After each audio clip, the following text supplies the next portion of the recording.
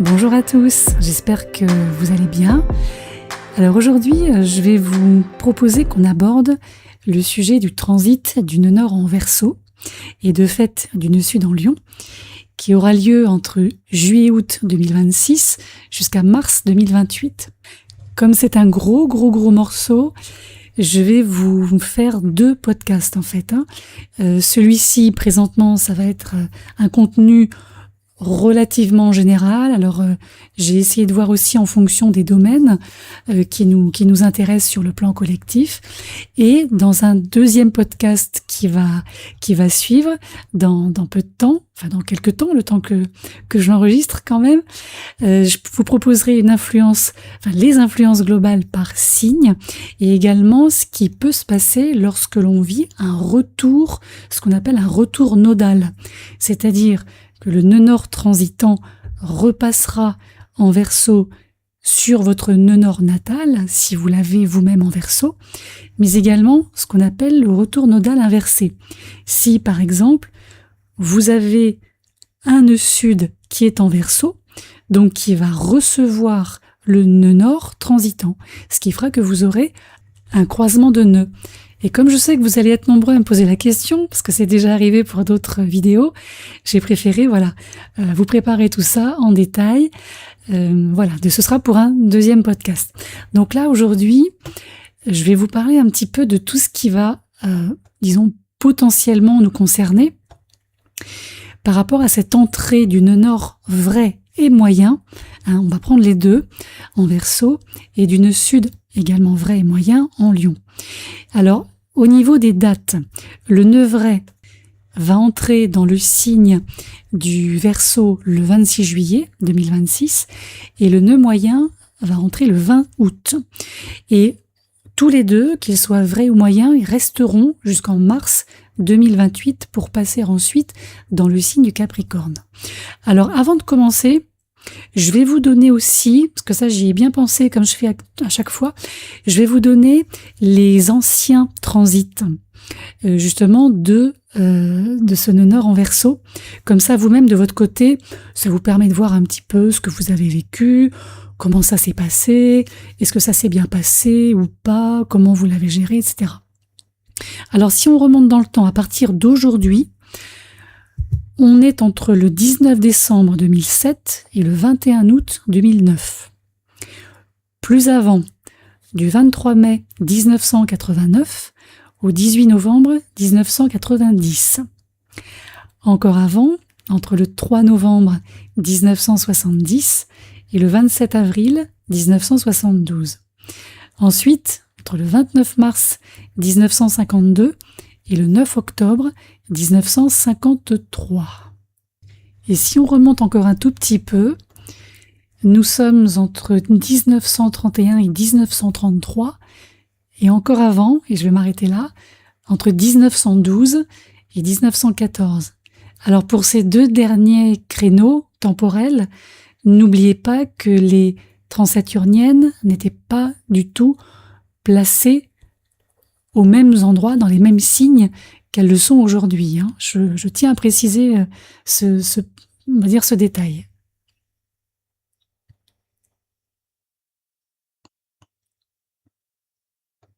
Bon, quoi qu'il en soit, de toute façon, quand on a comme ça le passage de l'axe nodal en Lion Verseau, ça représente toujours quand même une période assez particulière dans ce que j'appellerais notre feuille de route astrologique collective.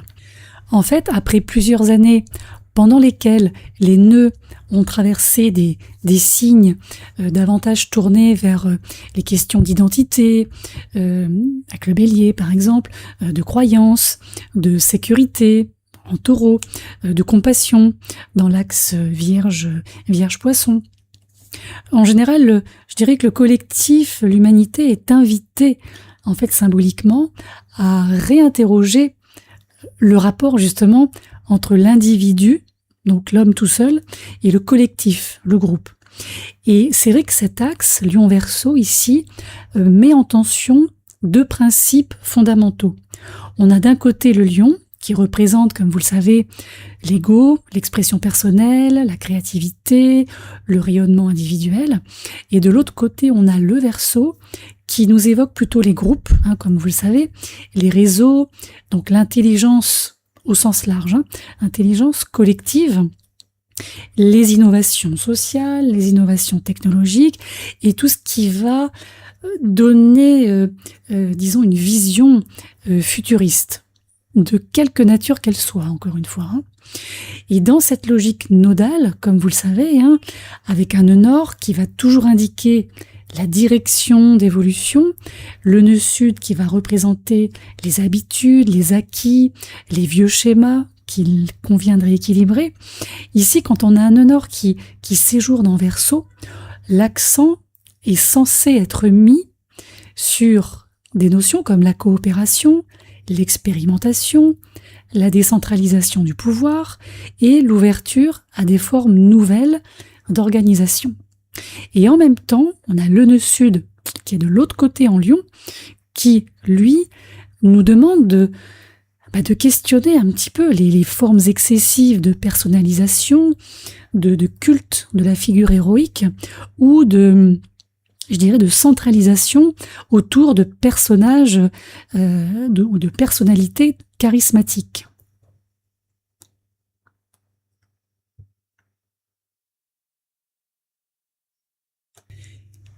Du coup, sur le plan collectif, donc mondial, c'est une période qui pourrait correspondre à une intensification des débats qui concernent les technologies émergentes et qui va de pair d'ailleurs avec le transit de Pluton en Verseau et en écho à celui d'Uranus en Gémeaux. Comme vous le savez, le Verseau, il est traditionnellement associé aux innovations qui transforment les modes de vie. Et dans le contexte de notre seconde moitié des années 2020, c'est vrai que ça pourrait aussi se traduire par une accélération, on le voit déjà maintenant, des questions liées à l'intelligence artificielle, évidemment, aux réseaux numériques, aux systèmes autonomes, aux infrastructures connectées, à la gouvernance des données aussi, on le voit de plus en plus, ou encore aux nouvelles formes aussi de travail collaboratif. Donc l'enjeu symbolique de ce transit, ce serait moins la technologie elle-même, donc la technologie brute, que la manière dont celle-ci redéfinirait ou redéfinira les rapports humains. Alors on pourrait voir aussi émerger davantage de discussions sur la place de l'individu dans des systèmes de plus en plus vastes. Alors comme le lion, lui, cherche à être reconnu pour son unicité, et on a le Verseau, lui, qui cherche, à contrario, j'ai presque envie de dire, à intégrer chaque individu dans une vision plus large, le gros défi de cette période pourrait être de concilier, voire de réconcilier, à voir, la personnalisation et l'intérêt collectif. Donc, encore une fois, les débats autour aussi des algorithmes, de la propriété intellectuelle, des identités numériques, des plateformes mondiales, vraiment, j'insiste, ça va vraiment beaucoup résonner avec cette dynamique.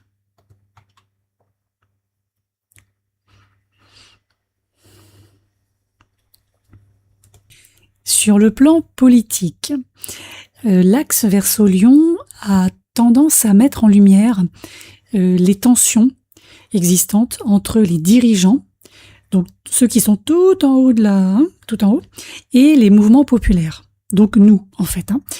Le lion est associé à la figure du chef, comme vous le savez, du leader visible, celui qui se met en avant, du monarque, du roi aussi.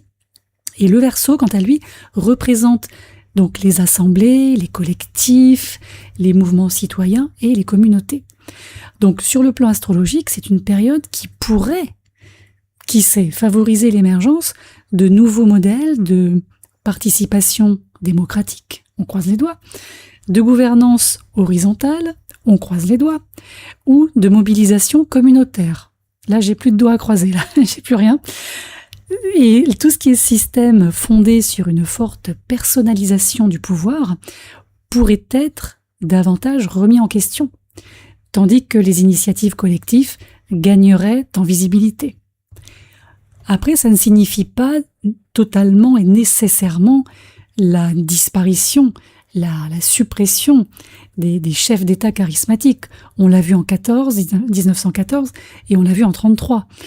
Au contraire, on a le nœud sud qui est quand même en Lyon et qui peut aussi mettre au jour les excès liés aux besoins de reconnaissance personnelle. Parce que ce sont des figures publiques qui peuvent devenir particulièrement polarisantes. Il y a les phénomènes de célébrité aussi, d'influence, de personnalisation médiatique qui pourraient atteindre des sommets aussi, avant d'être plus tard réévalués, je dirais plus collectivement.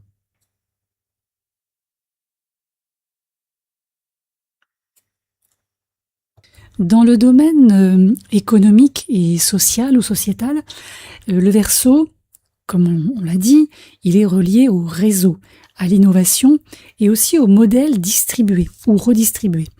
Alors on pourrait associer ce transit à une poursuite des transformations déjà engagées autour des économies collaboratives, des organisations décentralisées, des nouvelles formes de financement participatif, pourquoi pas, ou des systèmes qui reposeraient davantage sur l'interconnexion mondiale. En fait, l'idée centrale, ce serait en fait celle d'une redistribution des flux plutôt qu'une concentration autour de quelques centres de pouvoir isolés. Et sur le plan social ou sociétal, la question des communautés devrait devenir centrale. On a ce Verseau qui nous parle d'appartenance à des groupes fondés sur des valeurs, ou bien sur des intérêts, ou bien sur des visions communes, plutôt que sur des structures traditionnelles, comme on a pu connaître antérieurement. Donc c'est une période qui pourrait voir se développer des nouvelles formes d'identité collective, alors plutôt très innovantes. C'est pas forcément des écosystèmes qu'on maîtrise là tout de suite maintenant, et aussi peut-être un peu plus fragmentés. Et les notions de réseau, de tribu numérique, j'ai envie de dire, de communauté mondiale et de coopération transnationale pourraient aussi prendre beaucoup plus d'importance.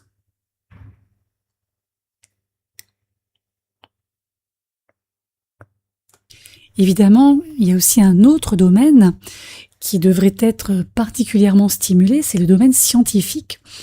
Ce Verseau est associé aux avancées qui changent la compréhension du monde, donc les recherches qui vont être liées aux neurosciences, à l'espace, aux technologies de communication, aux systèmes énergétiques ou aux interfaces homme-machine, bien sûr, devrait occuper une place importante dans là aussi, notre écosystème collectif.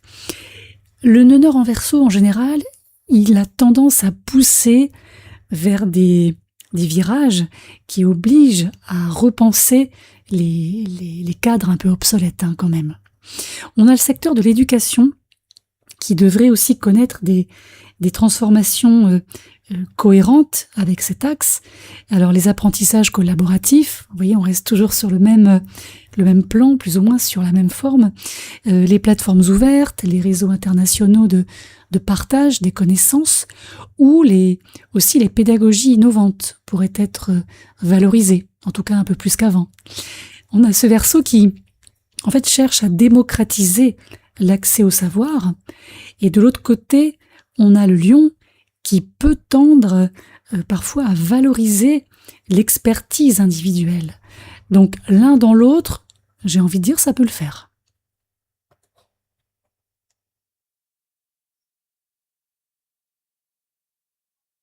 Sur le plan culturel, pour celles et ceux que ça peut intéresser, alors c'est une période qui devrait marquer aussi une évolution au niveau des critères de réussite, des critères de prestige.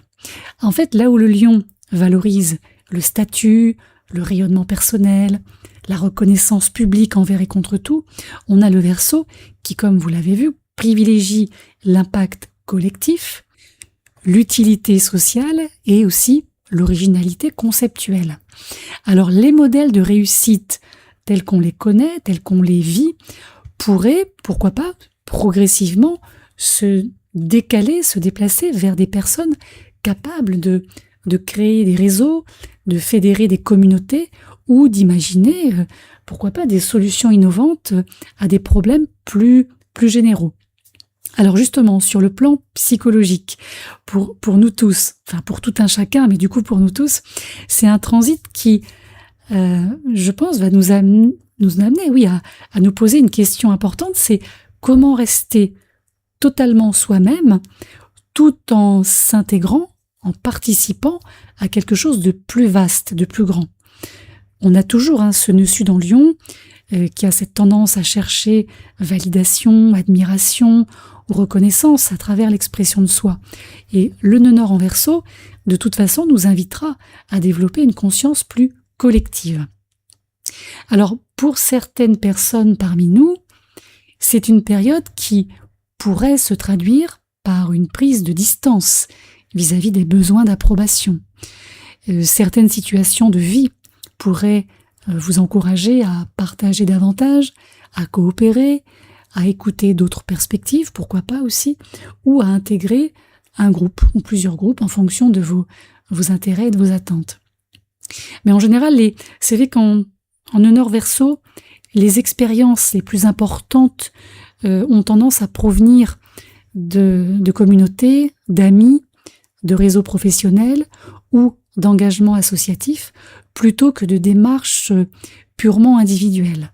Alors quand je dis individuel, ça ne signifie pas égocentré ou égotique. Individuel, c'est vraiment la personne solo. Pour certains d'entre nous, je pense qu'il y aura un besoin de prendre du recul par rapport aux dynamiques narcissiques ou compétitives, du coup. Et dans l'ensemble, je pense que la période devrait marquer une redéfinition de notre rôle personnel dans la société. Et là, il va pas être forcément question de se demander qui l'on est personnellement, mais plutôt quelle est notre contribution unique, personnelle à cet ensemble dans lequel on évolue. C'est presque, si vous voulez, l'idée de passer du je suis quelqu'un de spécial, on me remarque, à je veux contribuer avec ce que je possède à quelque chose de plus grand que moi. Alors, c'est une transition qui n'implique pas non plus la disparition de l'identité personnelle, mais c'est plutôt sa mise au service d'un projet plus grand. Alors, les personnes parmi vous qui sont très marquées par les signes fixes, Lion, Verseau, Taureau, Scorpion, pourraient ressentir beaucoup plus fortement cette dynamique. Alors, le plan relationnel, du coup, qu'est-ce qui se passe? Il se passe que la plupart de vos amitiés, de vos liens qui ont été fondés sur des affinités intellectuelles ou idéologiques pourraient prendre un peu plus d'importance. Et à contrario, il y a certaines relations qui sont centrées sur l'admiration, la dépendance affective ou, allez savoir, les jeux de pouvoir qui pourraient être réévalués. On n'oublie pas toujours notre petit Pluton qui est en Verseau. Parce que quoi qu'il en soit, ce Verseau privilégiera les relations où chacun pourra conserver une forme de liberté tout en participant, encore une fois, à une vision globale.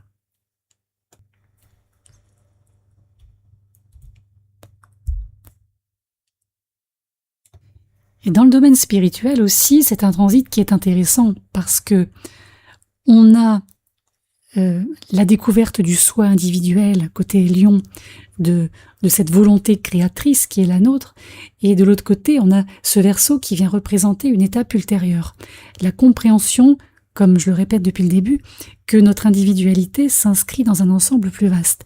Donc, il y a beaucoup de personnes parmi nous qui vont ressentir une sorte d'appel à élargir leur conscience au-delà de leurs préoccupations purement personnelles.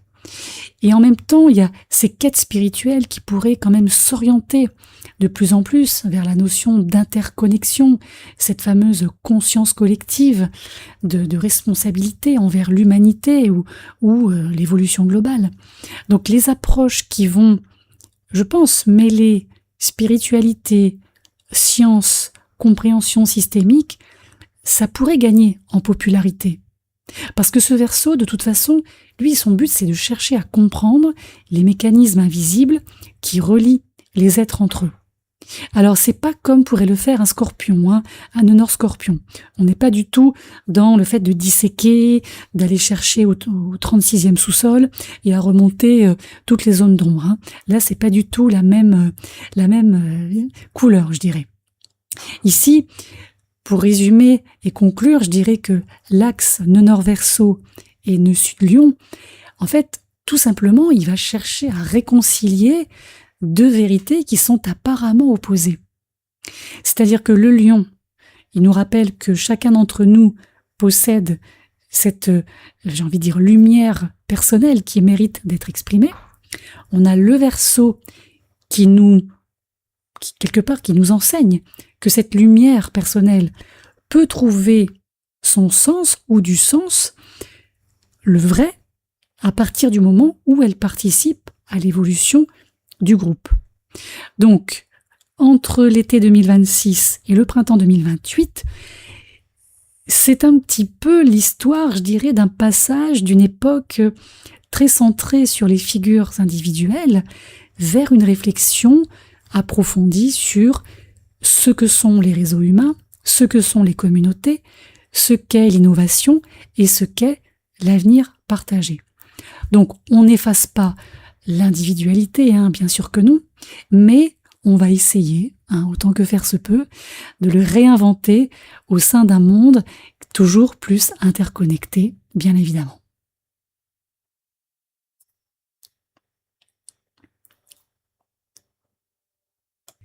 Du côté des aspects que ce nœud nord va former avec d'autres planètes, essentiellement les transsaturniennes, donc les transpersonnelles, il va y avoir, vous l'avez bien compris, Pluton à un moment ou à un autre.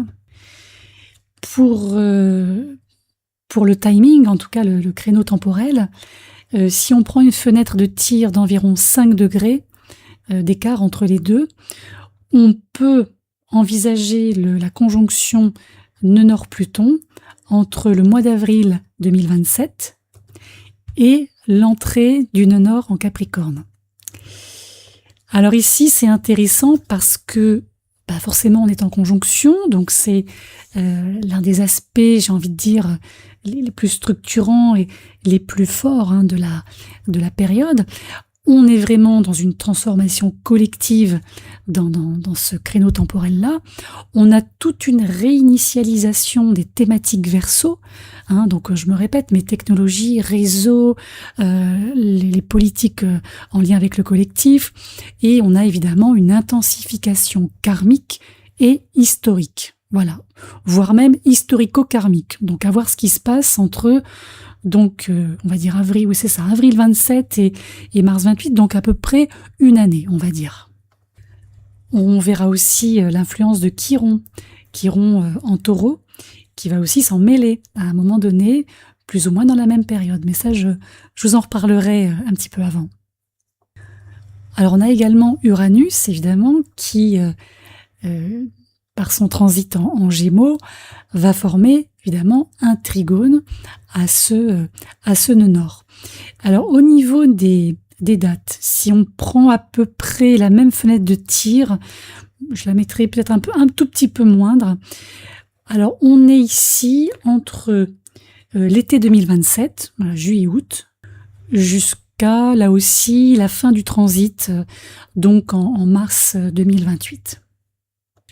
Bon, après, comme Uranus et Pluton sont quand même deux énergies qui sont des énergies à longue portée, on peut tout à fait lisser ce créneau temporel, sans problème.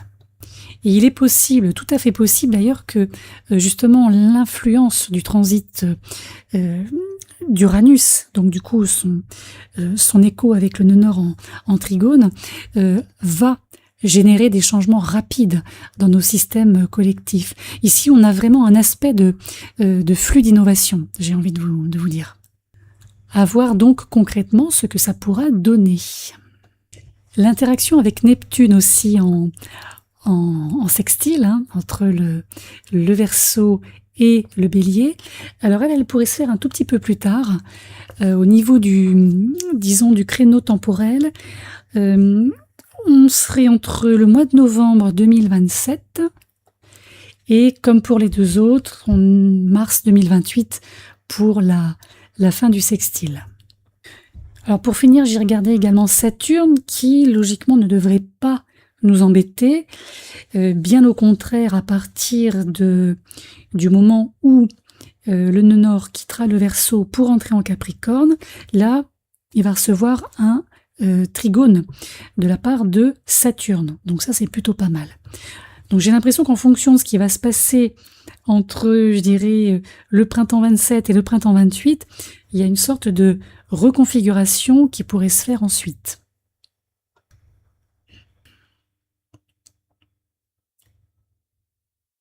Voilà ce que je peux vous dire sur ces influences quand même relativement générales.